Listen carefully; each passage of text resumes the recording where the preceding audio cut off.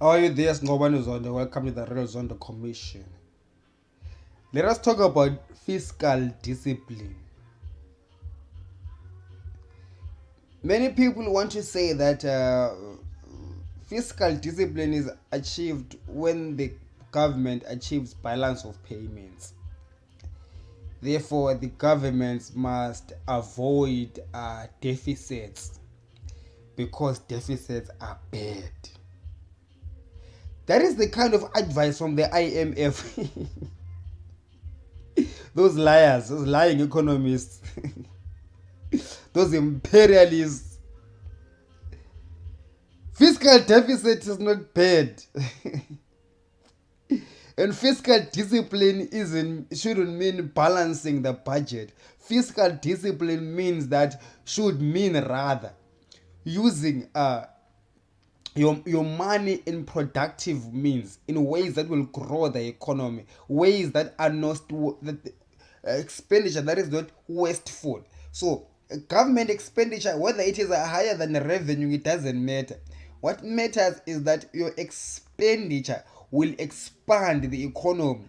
Your expenditure will go into investment.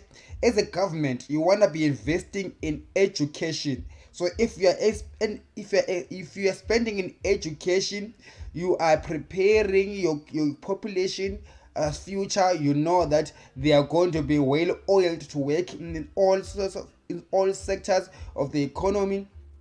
If you are building infrastructure, road network and systems like that, in electricity, we're investing in water services, service delivery, all that stuff.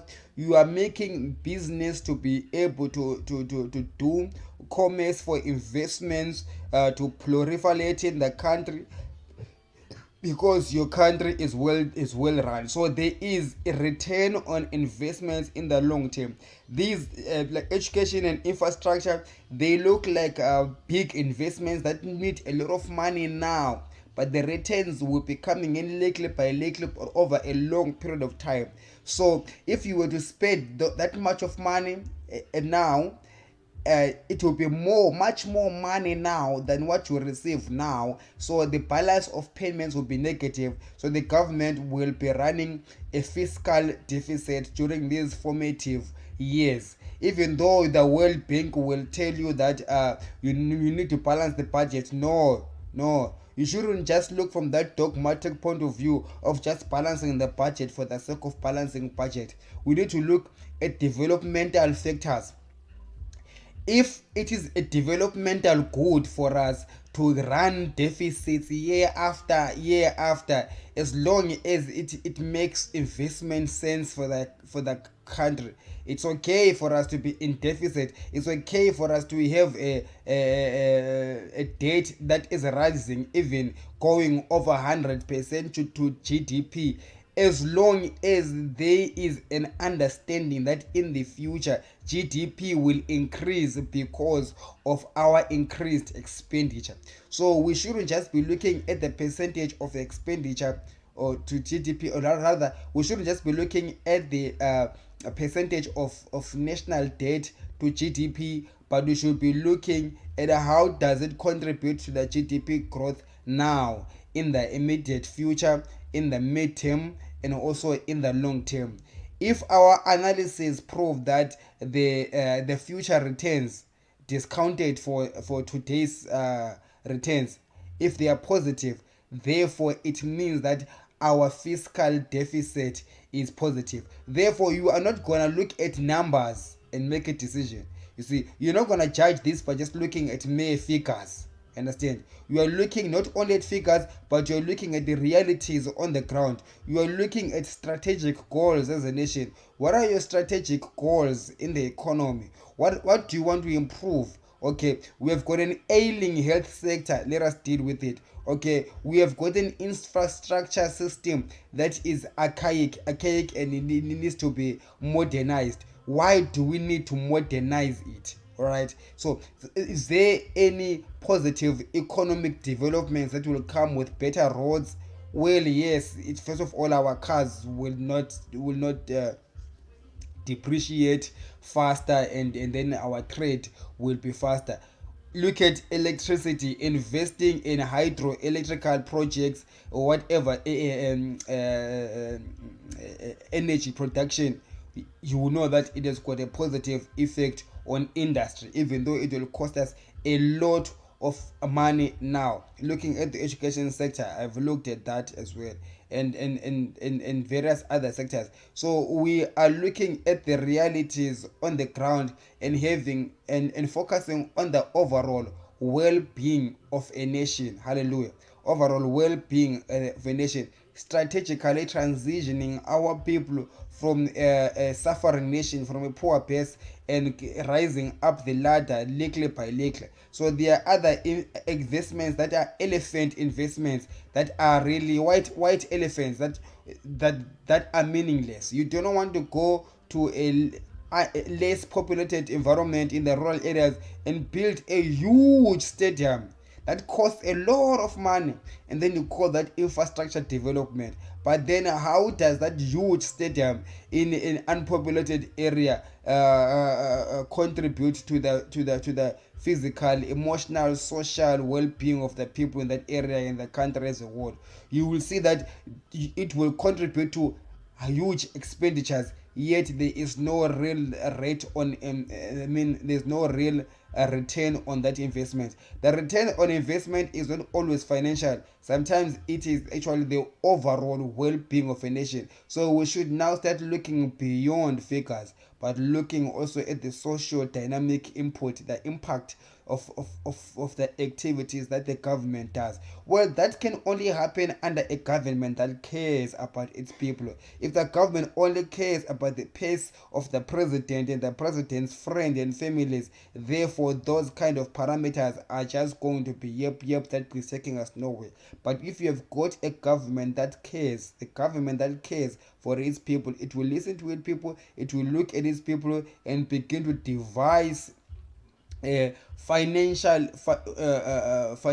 apparatus, social apparatus, political apparatus that the government can use to engineer a good society for the well-being of the rest of the society. That's what I'm talking about in terms of a new Zimbabwe, a new government, not this one that we have now. I don't see it envisioning this. I don't see it having the goodwill, the willingness to do this, because it is more concerned with wealth accumulation for individual and power retention for individual, just for the sake of power retention. Power retention for the sake of power retention is useless. You need to seek power retention for the sake of the overall well-being of the nation.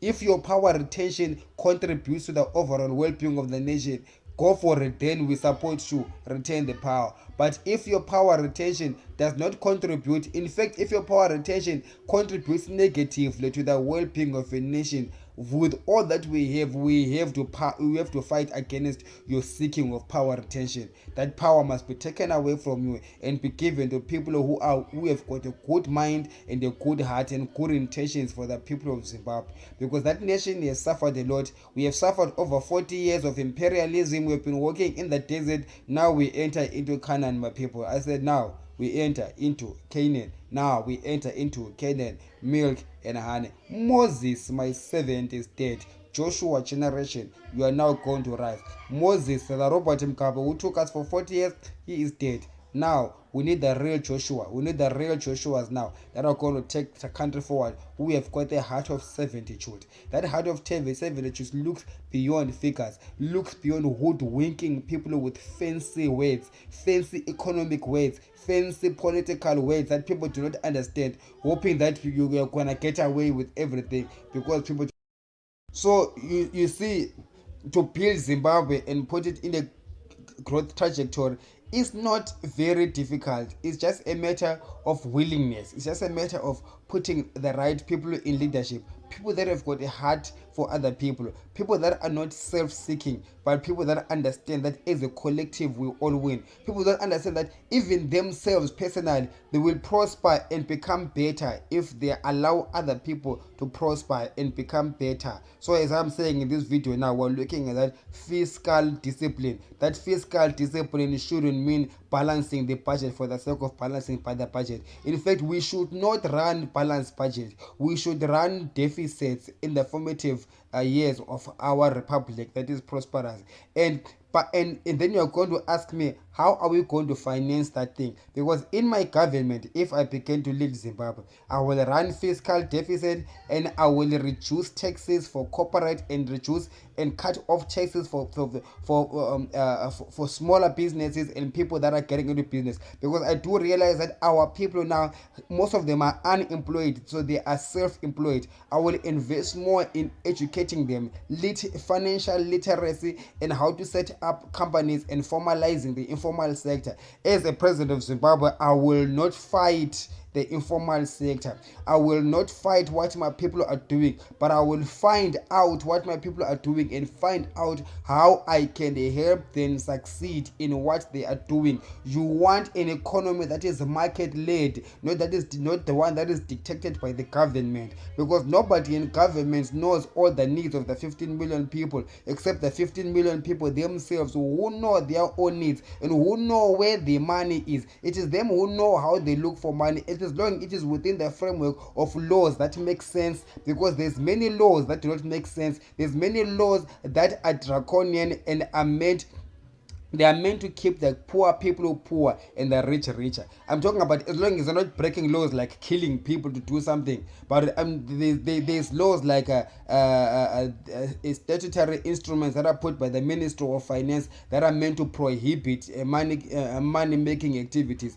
If I say that most of my people are making money through this way, let us have a regulatory environment that is going to help them grow. The regulatory environment also shouldn't be too stringent in such an extent that it becomes a bottleneck. However, it shouldn't be a bottleneck, but however, it should be a propeller of that industry to grow. If it is important for the regulation not to laden that industry with the rules, therefore the regulatory authority should have to take a policy which is diametrically opposite to what other regulators do. Other regulators come and laden people with rules. Now we have a regulatory environment that actually removes all the rules and actually makes the environment a more enabling. You understand what I'm talking about? I'm talking about changing the pendulum, swinging from the fact that, because every time we talk about the regulation, we're talking about rules and trying to limit people. How about this, that we have got a